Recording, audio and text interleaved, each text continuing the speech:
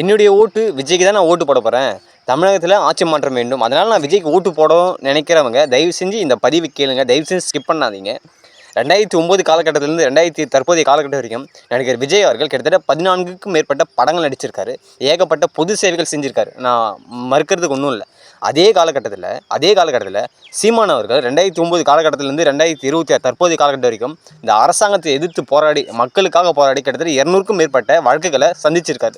சில வழக்குகளை சிறைக்கு சென்று வந்துட்டுருக்காரு. ஸோ ரெண்டுத்தையும் கம்பேர் பண்ணுங்களேன். யார் மக்களோட மக்களாக நின்று இருக்காங்க? நீங்கள் மாற்றம் வேண்டும் நீங்கள் நினைக்கிறீங்க, சரிதான்.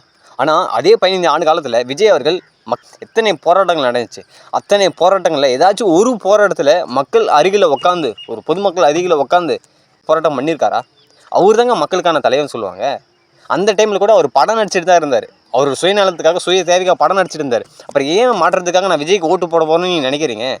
அண்ணன் சீமான் அப்படி இல்லைல்ல. எத்தனை போராட்டங்களை கலந்துருக்கு. இதான் சொல்கிறேன், 200க்கும் மேற்பட்ட வழக்குகளை சந்திச்சிருக்கார். காரணம் இந்த அரசாங்கத்தை எதிர்த்து போராடி மக்களுக்காக போராடி. தயவு செஞ்சு புரிஞ்சுக்கோங்க. முதல் ஒரு நல்ல தலைவனுக்காக வாக்கு செலுத்துங்கிறது தான் கேட்டுக்கிறேன். ப்ளீஸ்.